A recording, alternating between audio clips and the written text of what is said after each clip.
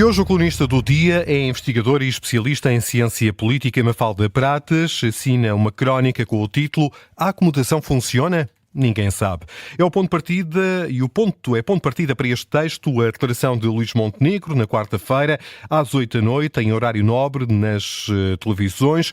Uma declaração sobre o tema da segurança. Declaração que surpreendeu pelo tema escolhido e pelos anúncios feitos, tendo em conta que estas comunicações na residência oficial do Primeiro-Ministro, às 20h, costumam estar reservadas para assuntos com outra solenidade. De resto, Luís Montenegro não escapou às críticas generalizadas por parte dos representantes dos partidos, com assento parlamentar e não só. Mafalda Pratas, bem-vinda, obrigado pela disponibilidade. Interpretas esta declaração como uma tentativa de Luís Montenegro de marcar território em relação aos temas da segurança e criminalidade, bandeiras do Chega? Sim, boa tarde. Eu acho que, em geral, portanto, este, no fundo, foi Luís Montenegro está a tentar avançar-se preemptivamente em relação ao Chega e mostrar que tem estes temas que são particularmente caros ao Chega sob controle e quer, acima de tudo, mostrar que é competente e credível nessas áreas e que, no fundo, dizer aos eleitores de centro e de centro-direita que não precisam de votar em André Ventura porque a melhor maneira de terem, digamos, o país sob controle, incluindo em termos de segurança, é votando em Luís Montenegro e no PSD, e não é preciso irem tão longe e votar no Chega. E no fundo é um pouco isso a estratégia que eu falo, que é a estratégia da acomodação, que é um termo que nós, os cientistas políticos, usamos, que basicamente significa quando os partidos, digamos, principais, mainstream, do centro-esquerda e do centro-direita, tentam esvaziar os partidos à sua esquerda ou à sua direita, mais pequenos, que normalmente se focam em assuntos muito específicos e têm bandeiras específicas e ao tentarem mostrar que têm uma posição firme e credível nesses temas, tentam esvaziar o sucesso eleitoral desses partidos. E Mafalda, funciona esta estratégia? Pois, essa é a questão do $1 milhão. Se nós apenas, digamos, olhássemos e ouvíssemos os comentadores gerais na televisão e nos jornais ao longo dos anos, diríamos que claro que não, mas na verdade aquilo que eu mostro é que a maior parte dos estudos sistemáticos que têm sido feitos sobre isto, na verdade, no fundo, não nos permitem tirar nenhuma conclusão. Eu sei que isto é bastante insatisfatório para os ouvintes, mas a verdade é que alguns estudos encontram que às vezes funciona e que outras vezes não funciona.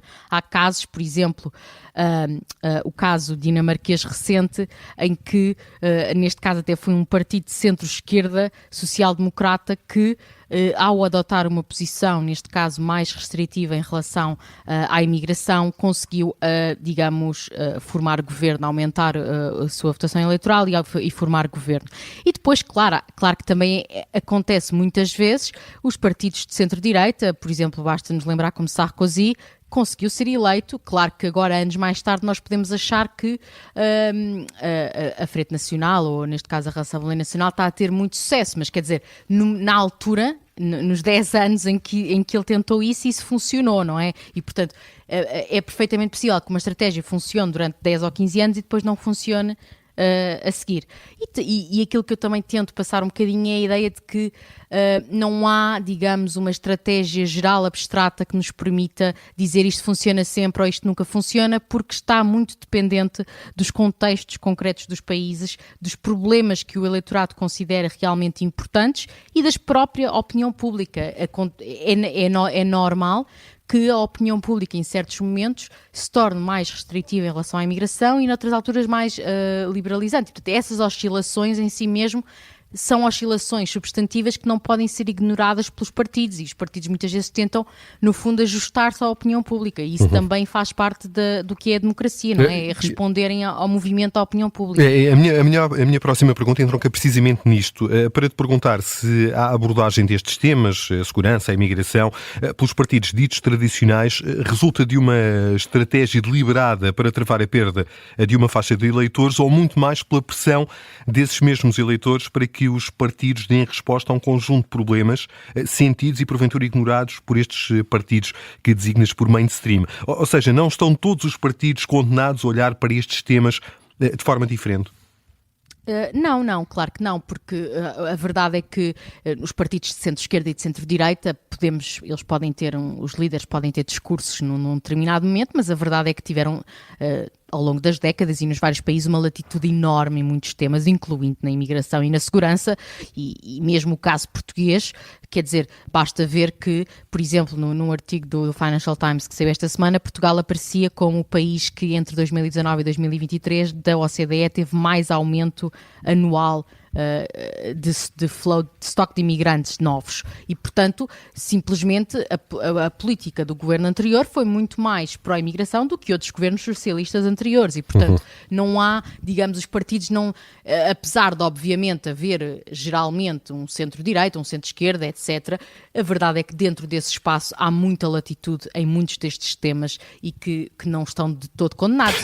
A minha pergunta não é a condenação dos temas, é se, por exemplo, o politicamente correto, que julgo que terá persistido em algum discurso político ao longo das últimas décadas, por exemplo, em torno do tema da imigração, se não estão os partidos, por exemplo, mais à esquerda, condenados hoje a abordar este tema da imigração de forma diferente, também por pressão dos eleitores e da opinião pública? Bem, eu acho que os partidos mais à esquerda de todos estarão um bocadinho, embora na verdade o PCP em algumas câmaras do país também já esteve um discurso um bocadinho mais restritivo. O PS, e também por exemplo já tivemos autarcas como a autarca de Loures a ter um discurso mais restritivo nessa matéria.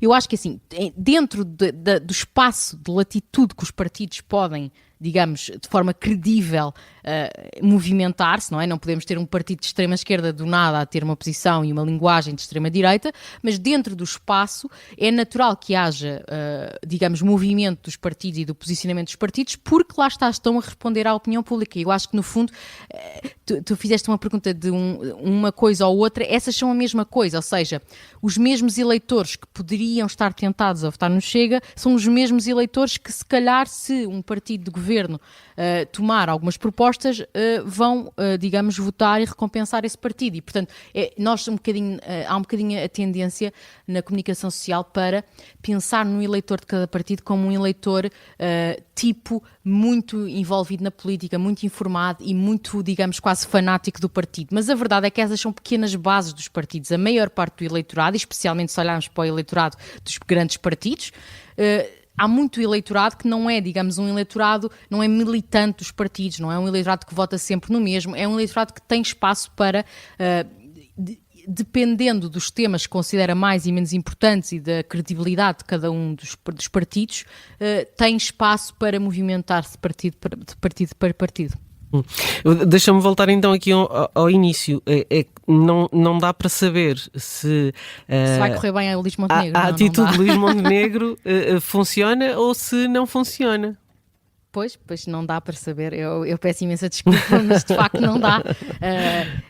Pode funcionar e pode não funcionar, depende, por exemplo, também se estas declarações e destes movimentos são percepcionados como credíveis por parte do eleitorado. Eu acho que até agora tem sido relativamente credível.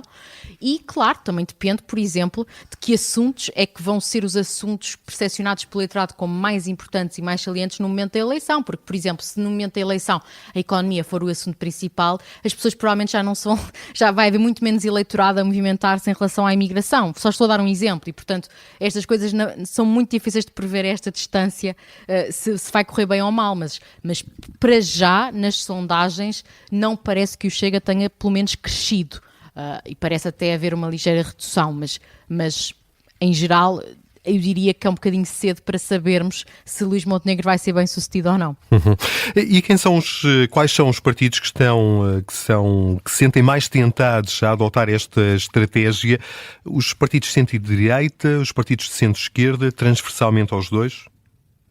Em geral, o partido que sente mais pressão em geral é o partido de centro-direita, mas na verdade, na maior parte dos partidos europeus, dos países europeus, especialmente onde a imigração é um tema muito saliente, já tivemos, como eu referi há pouco na Escandinávia, partidos de centro-esquerda, portanto partidos sociais-democratas equivalentes ao PS, a adotarem posições também mais restritivas em relação à imigração, por exemplo. E, portanto, no fundo, acabam os dois partidos, se percepcionam como sendo um tema muito importante no eleitorado, acabam os dois por se adaptar.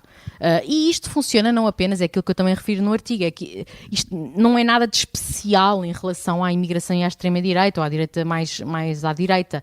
Isto também se aplica a outros temas. Por exemplo, é perfeitamente possível os partidos sociais-democratas esvaziarem os partidos verdes se adotarem uma determinada políticas mais pró-alterações climáticas, e nós vimos até, por exemplo, a CDU alemã a adotar uma posição em relação às alterações climáticas, e o SPD também, muito mais a reconhecer muito mais esse desafio, e isso pode acabar no médio prazo por esvaziar os verdes, ou seja, os partidos de centro-esquerda e centro-direita têm essa capacidade, como são partidos que não são partidos de um tema só, não são partidos de nicho, acabam por ter a capacidade de englobar muitos temas e ir esvaziando os desafios que encontram à esquerda e à direita.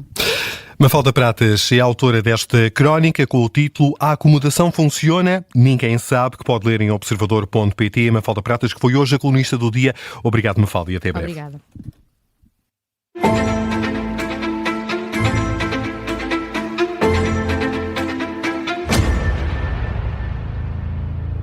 Se gostar deste podcast, pode seguir, dar 5 estrelas e comentar o episódio na Apple Podcasts ou no Spotify. Pode também subscrever e gostar no YouTube. Assim recebe uma notificação sempre que houver um novo episódio.